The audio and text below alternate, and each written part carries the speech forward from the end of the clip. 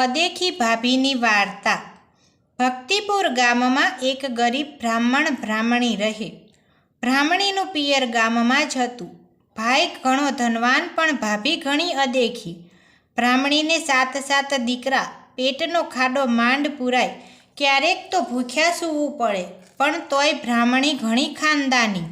ગામ આખામાં ભાઈના વખાણ કરતી ફરે। એવામાં પાવન પુરુષોત્તમ માસ આવ્યો। બ્રાહ્મણીએ વ્રત લીધું। એની અદેખી ભાભીએ પણ વ્રત લીધું। એને સંપત્તિ અપાર હતી, પણ સંતતિ ન હતી। ભાભી તો 16 શણગાર સજીને પૂજન કરવા જાય। એમ કરતાં વ્રત પૂર્ણ થયું। ઉજવણાનો દિવસ આવ્યો। ભાભીએ ગામના તમામ બ્રાહ્મણોને નોતરી દીધા। છેલ્લે નણંદના ઘેર આવી અને મોં બગાડીને કહેવા લાગી કે આવવું પડે એટલે આવી છું।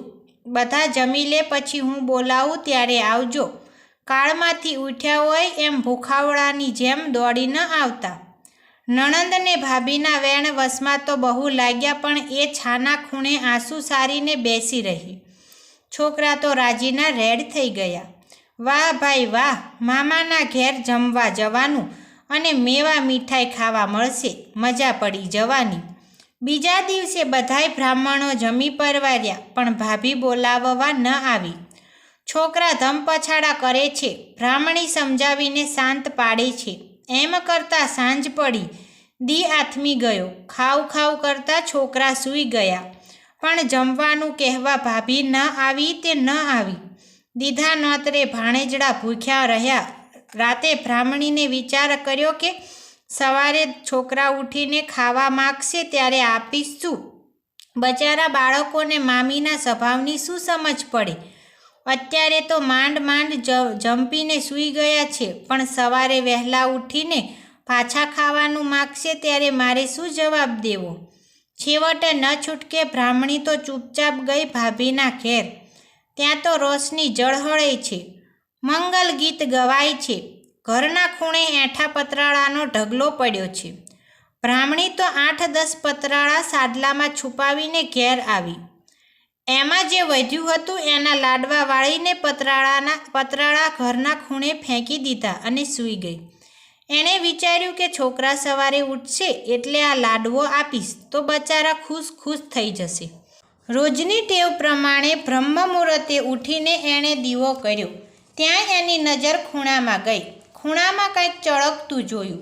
જઈને જોયું તો બધાય પતરાળા સોનાના થઈ ગયા છે। બ્રાહ્મણીના વિસ્મયનો પાર ન રહ્યો। એણે તો પતિને જગાડ્યો।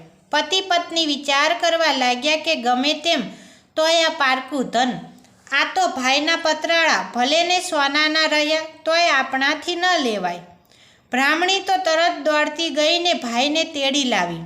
સોનાના પતરાળા બતાવીને બધી વાત કરી ત્યારે ભાઈની આંખમાંથી ડબ કરતા આંસુ સરી પડ્યા।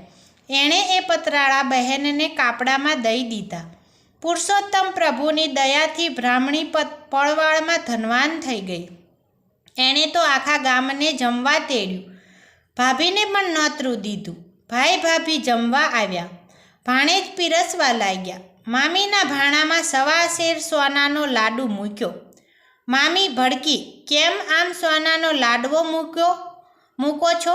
મામી ભાણેજડા બોલ્યા, અમે ગરીબ હતા ત્યારે તમે અમને ધિક્કારતા હતા ને બોલાવતા ન હતા, અને આજ અમે ધનવાન થયા તો તમે દોડતા આવ્યા।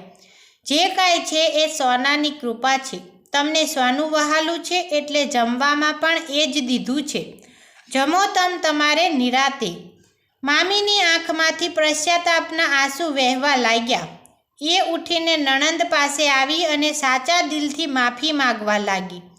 નણંદ તો દયાળુ જ હતી, તરત જ ભાભીને માફ કરી દીધી। બ્રાહ્મણીના પ્રાર્થનાથી ભાભીનો ખોળો ભરાયો અને સૌ સારાવાના થયા। શ્રદ્ધા થકી જે વ્રત કરે નર હોય કે નાર, ફળ તેને લાધશે નિશ્ચય માનજો એ સાર।